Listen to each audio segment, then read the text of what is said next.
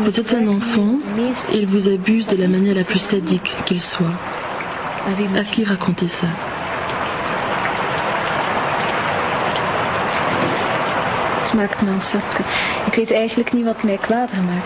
Je ne sais pas contre qui je suis le plus en colère.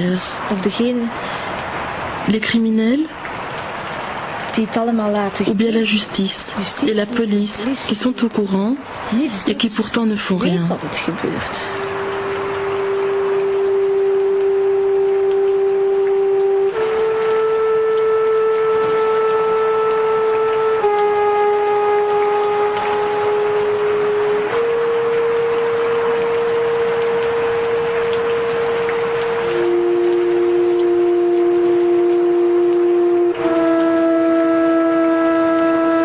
En août 1996, l'affaire Dutroux éclate en Belgique. Quelques jours plus tard, cette femme, alors âgée de 27 ans, déclare aux autorités belges qu'elle a été, durant toute son enfance et son adolescence, victime d'un réseau de criminels d'enfants.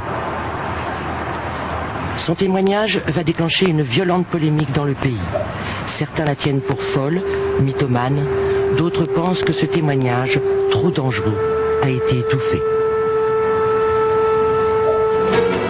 Devant les archives de la télévision belge, Regina Louf, aujourd'hui âgée de 33 ans, revient sur les circonstances qui l'ont amenée à témoigner. Madame, Monsieur, bonsoir. La libération de Laetitia et Sabine constituera bien sûr le principal titre de ce journal.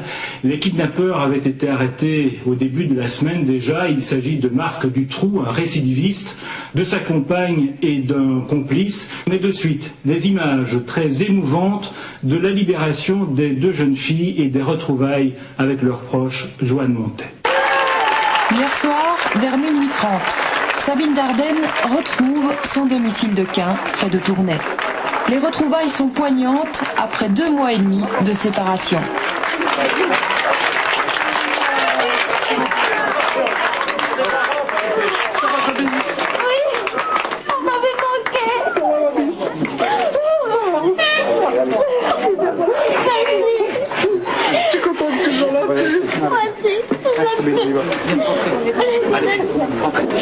Vers minuit, à l'autre bout de la Belgique, Bertry, dans la province de Luxembourg. Pour le retour de Laetitia aussi, un comité d'accueil spontané s'est formé devant la maison. Op het moment dat die 2 meisjes bevrijd werden. Quand ces 2 filles ont été libérées, mon plus cher désir était de dire aux gendarmes qui les avaient libérées, naar de mensen stappen die hen bevrijd hadden en zeggen van kijk, écoutez, les gens que vous venez d'arrêter sévissent depuis longtemps. Et ce ne sont pas les premiers enfants dont ils abusent de cette manière. Dans une des 6 habitations de Marc Dutroux. Psychopathe dangereux, arrêté 2 jours plus tôt, il est connu de la justice pour avoir enlevé et séquestré des jeunes filles en 1985. Il est en liberté conditionnelle depuis avril 1992. Parmi ses complices arrêtés, son épouse Michel Martin.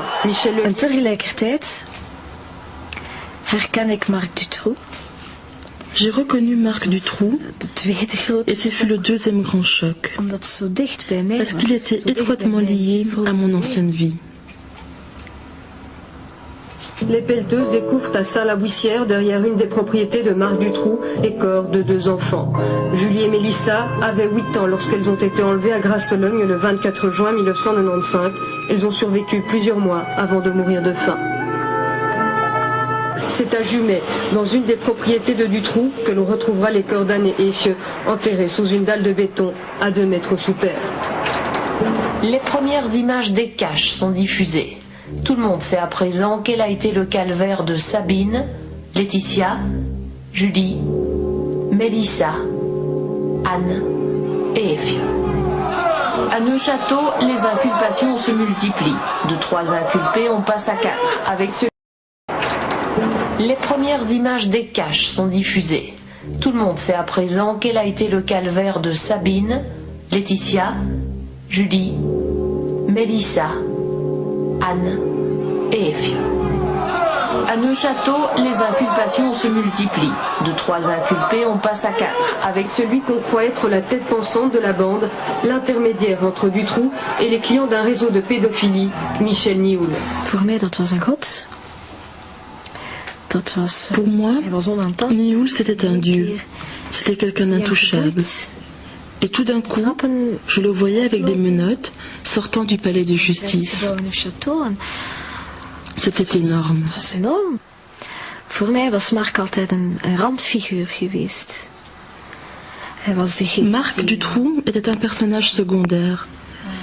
Il était chargé de l'approvisionnement en drogue et il gardait aussi les enfants. Mais Nioul, c'était le chef. Au début de l'affaire Dutroux, l'existence d'un réseau ne semble faire aucun doute.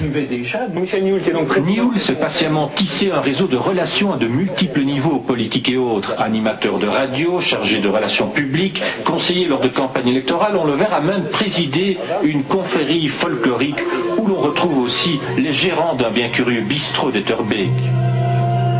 Le Dolo est un café d'apparence plutôt banale. Fin septembre, après avoir été perquisitionné, il sera pourtant fermé pour atteinte aux bonnes mœurs. C'est qu'on y partousait allègrement et Nioul y avait ses habitudes. Les partous auxquels a participé M. Nioul, et là l'enquête a été longue et fastidieuse et précise et de nombreuses personnes ont été entendues et à l'unanimité tout le monde déclare que c'est un partouzeur mais uniquement avec des adultes consentantes. Est-ce que dans ces partouzes-là, il y avait aussi des personnes politiques? Ah, ça je n'ai pas posé la question à M. Nioul. Il y a certainement une possibilité que les réseaux de consommation autour de Nioul soient des réseaux qui essayent maintenant de se protéger eux-mêmes d'une part et d'autre part, accessoirement, de convaincre Nioul de ne pas parler. Donc il est certain qu'autour de Nioul, il y a des consommateurs importants. À ce moment-là, j'ai pensé, enfin, ils me croient. Enfin, ils savent que ce monde existe. Un monde qui, tout d'un coup, cessait d'être invisible. Pour établir l'existence d'un réseau, Jean-Marc Conroth, le juge d'instruction en charge de l'affaire Dutroux, décide de rechercher d'éventuels témoins. A signaler encore ce communiqué que le juge Conroth demande de diffuser. Il fait appel à toute personne ayant été victime de faits de pédophilie et aux témoins éventuels. Il demande qu'on lui communique toute information. Les enquêteurs retiendront une dizaine de témoins. Pour préserver leur anonymat et leur sécurité, on les appellera les témoins X. Régina Louf devient alors le témoin X1. Elle sera entendue à 17 reprises à Bruxelles, dans une salle identique à celle-ci, spécialement aménagée pour les victimes d'abus sexuels. Toutes ces auditions seront filmées.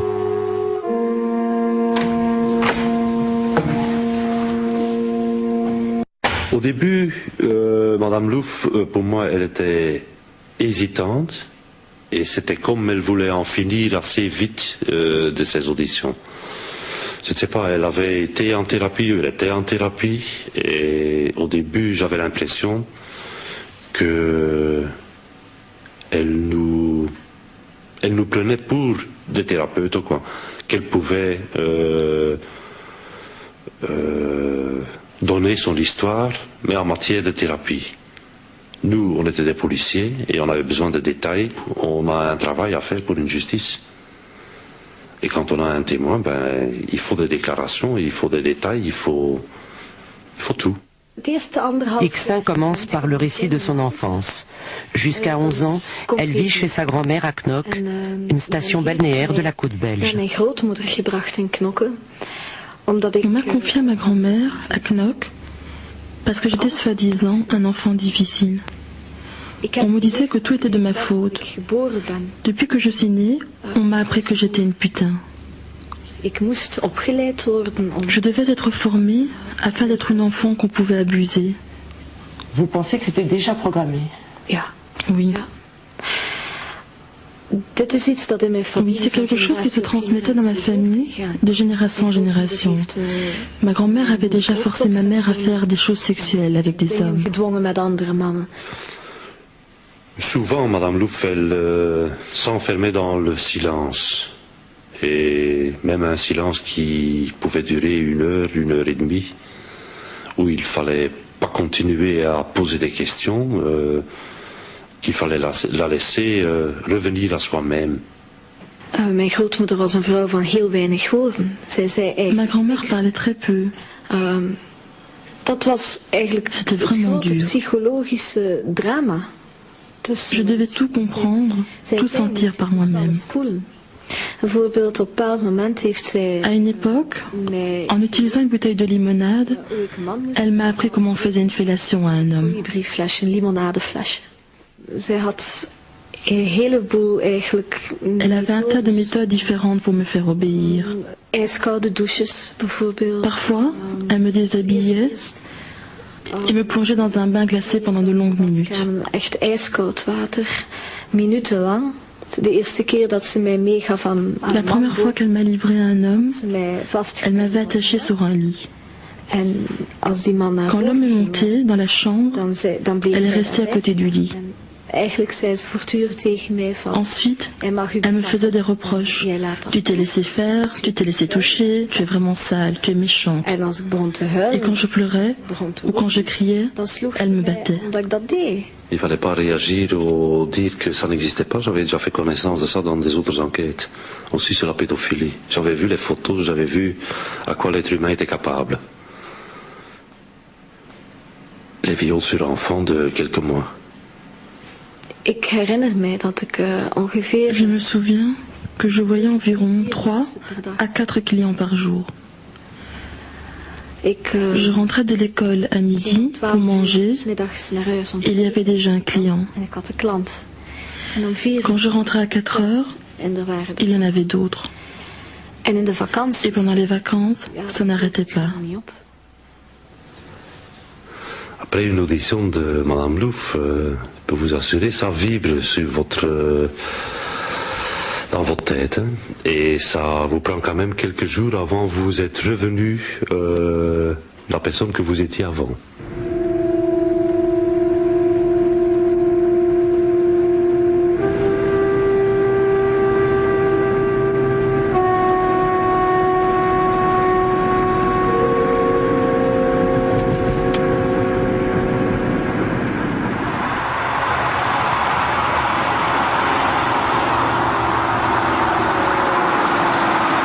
Le plus souvent, les auditions ont lieu la nuit, pour permettre à Regina de travailler durant la journée. Elle tient une ferme dans la campagne de Gand, où elle élève des chiens et des chevaux. Après 5 ou 6 heures d'interrogatoire, un gendarme la ramène chez elle, au milieu de la nuit. Quand le sommeil lui fait défaut, Regina continue de fouiller sa mémoire. On peut tout faire avec un enfant de 4 ou 5 ans, voire même plus jeune. Fellation, viol vaginal, viol anal. Je me souviens un jour, je me suis vraiment débattue. Ils se sont mis assis pour me tenir. Mais quand tu te débats, la douleur est 2 fois plus forte. Donc j'ai fini par ne plus résister. Avec le temps, tu apprends à ne plus ressentir la douleur.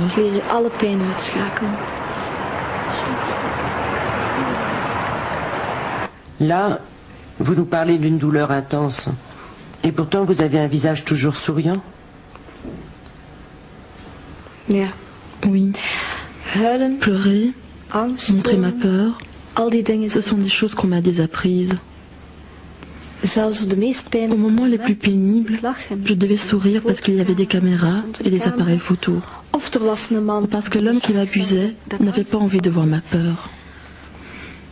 C'est pour ça qu'aujourd'hui, je n'arrive à pleurer que quand je suis vraiment seule. C'est quelque chose que je ne peux plus montrer aux autres.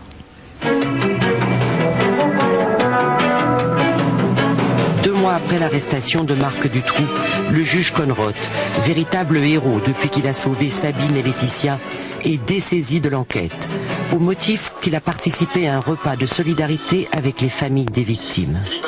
Bonjour, la Cour de cassation vient de trancher, elle ordonne le dessaisissement du juge Conrot. C'est la consternation, l'écœurement, à Neuchâtel comme à Bruxelles. La Wallonie et la Flandre se retrouvent dans de véritables mouvements sociaux. Tous sont focalisés sur l'arrêt de la Cour de cassation, du jamais vu. Pour la population, la justice, déjà largement décriée, vient de perdre ce qui lui restait encore d'humanité. À certains endroits, la tension est telle qu'on frise l'émeute. Ik had echt het gevoel van toen al dat het gedaan was. À l'époque, c'était la fin. Je me souviens avoir dit à l'adjudant de base que c'était terminé, que plus rien n'allait se passer.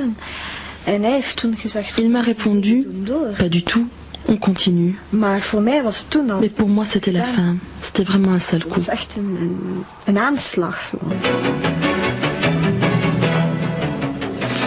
C'est la plus importante manifestation de l'après-guerre qui s'est déroulée cet après-midi. On avait parlé d'abord de 100 000 participants, puis de 150 000. C'était l'estimation de la gendarmerie vers 15h30. Mais les forces de l'ordre n'auraient pas compté les enfants. Les organisateurs de leur côté annonçaient vers 17h par haut-parleur qu'il y avait 325 000 personnes sur les boulevards du centre de Bruxelles. Une véritable marée blanche.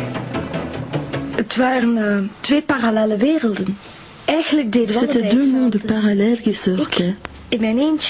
Dans mon coin, je témoignais sur les réseaux dans l'espoir d'ouvrir une porte et de sauver des enfants. Et de l'autre côté, il y avait cette foule immense qui venait exiger devant le palais de justice qu'on n'enterre pas les dossiers.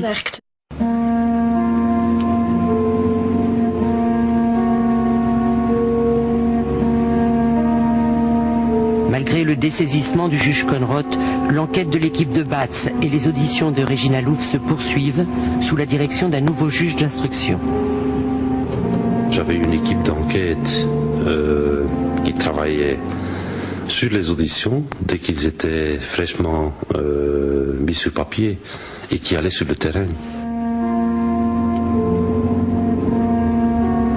J'étais le chef de la première équipe qui faisait des enquêtes. J'ai été amené à prendre X1 dans une voiture et que j'étais dans une commune à la côte pour qu'elle nous désigne des endroits où elle aurait été utilisée à l'époque. Et quelques semaines après, on a pris une deuxième victime dans ma voiture. Ce qui m'a frappé, c'est qu'elle a désigné quand même quelques maisons qui étaient les mêmes qu'X1 nous avait désignées quelques semaines avant. Ce second témoin, X2, déclare aux enquêteurs qu'elle a participé à Knock à des partous avec des mineurs. Parmi les abuseurs, elle cite des hommes d'affaires, des avocats, des magistrats. Deux d'entre eux ont aussi été désignés par X1. Pourtant, les faits se seraient passés quelques années après. D'autres témoins feront des déclarations qui recoupent celles de Regina Louf. L'un de ces témoins a accepté de parler tout en préservant son anonymat. C'est vrai, Regina a été abusée chez sa grand-mère et j'étais aussi abusée. Regina avait 7 ans, moi 8 ans. Après 4 heures, quand l'école est finie, je devais aller chez Regina. S'il n'y avait pas de clients, on devait faire notre devoir. S'il y avait des clients, on devait enlever des vêtements. On devait vraiment tout faire, ce qu'ils veulent.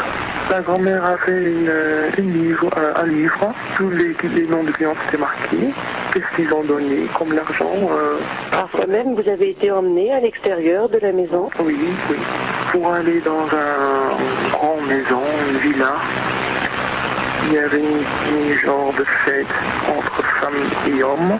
Et là, on était bien pris. Abusé, vous voulez dire.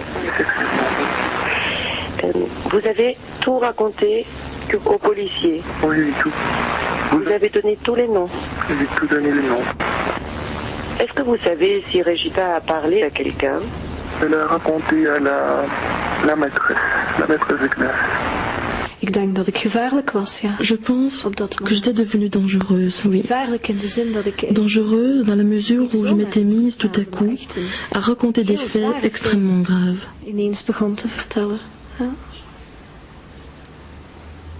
Aux autres, à l'extérieur. À des élèves, des parents, des gens que ma grand-mère ne pouvait pas contrôler. La situation lui échappait, il fallait se débarrasser de moi. Sa grand-mère la renvoie chez ses parents qui vivent à Gand. Regina a 11 ans.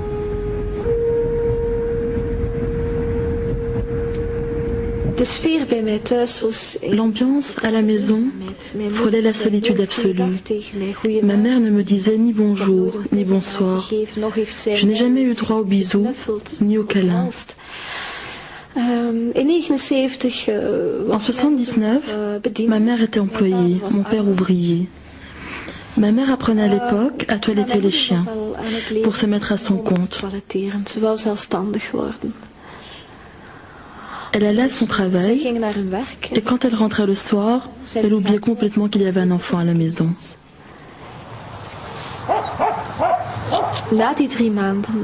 Après 3 mois, ma mère m'a redécouverte. Parce que certains de ses amants ont commencé à s'intéresser à moi. L'un d'eux s'appelle Tony. Un jour, elle m'a dit, voilà, je te présente Tony. Désormais, tu lui appartiens. Il est ton propriétaire. Il a regardé ma mère et il a dit, elle est sale, il faut la laver. Et elle lui a répondu, eh bien lave-la. Il m'a amené dans la baignoire où on lavait les chiens et il m'a lavé les cheveux.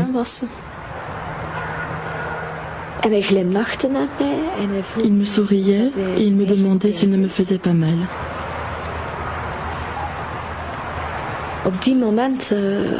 À ce moment-là, je suis montée sur ses genoux et avec beaucoup de plaisir, j'ai posé ma tête sur son épaule. Et oui, j'ai complètement oublié le reste. Tout ce qui comptait à cet instant, c'était ses attentions et la sensation qu'enfin, quelqu'un me regarde. À cette époque, Regina a 12 ans. Tony, lui, en a 40.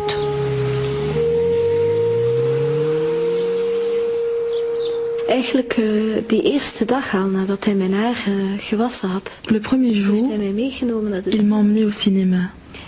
Et il m'a immédiatement forcé à le masturber.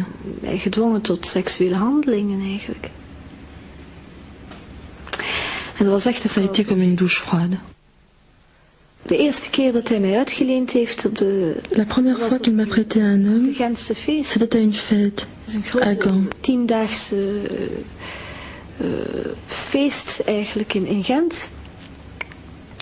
On y est allé avec toute ma famille et quelques-uns de ses amis. À un moment, il m'a attrapé par le bras et il m'a dit, tu vois cet homme là-bas, tu dois coucher avec lui. Je l'ai regardé, je lui ai dit, mais je n'appartiens qu'à toi, je ne suis qu'à toi, je veux te rester fidèle. Il m'a alors frappé dans le ventre et il m'a dit, si tu n'obéis pas, je te forcerai à aller avec lui.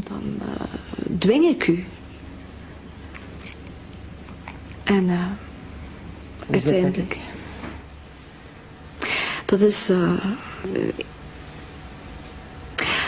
Dat is een van de beelden die ik nooit Il y a une image que je n'oublierai jamais. Ik zie celle de ma mère mijn vader et de mon père nog in die menigte qui poursuivent leur chemin dans la foule. Terwijl hij mij vasthoudt, terwijl hij alors que Tony me retenait pour me jeter dans les bras de l'autre, ma mère s'est retournée. Elle m'a regardée et elle est partie. Et cet homme m'a emmené. Voilà.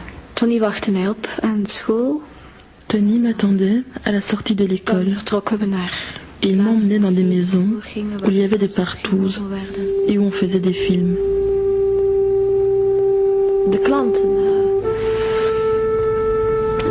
En ce qui me concerne, les clients étaient des notables, des gens de la haute société.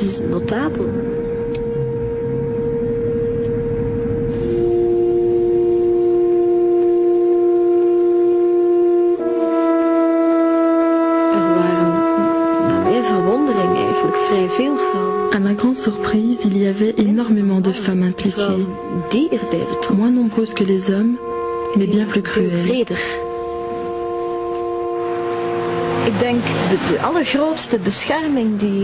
Pour se protéger, le réseau essayait d'impliquer un maximum de personnes, en les rendant complices.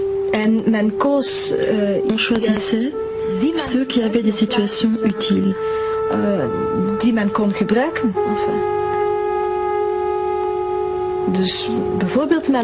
Par exemple, des gens de la justice.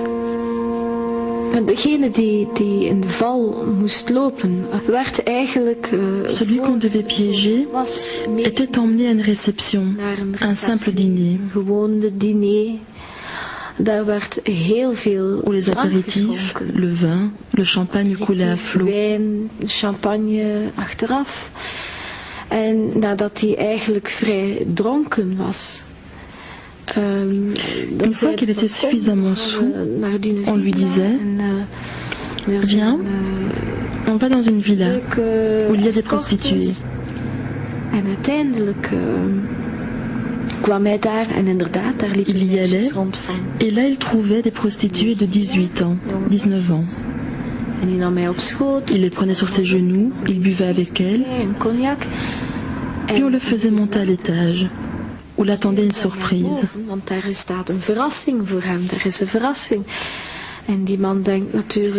Cet homme pensait qu'il allait pouvoir coucher avec une des prostituées, mais à la place, il y avait une mineure. La plupart d'entre eux ne se rendaient pas compte à ce moment dans quel piège ils étaient tombés. Pris par l'ambiance, ils se laissaient faire. Moi ou une autre fille mineure, nous savions comment agir pour que ces hommes couchent avec nous. Si nous ne le faisions pas, on était battus. On prenait des photos, on filmait, et voilà, ils étaient coincés. Pour les enquêteurs de Patrick Debatz,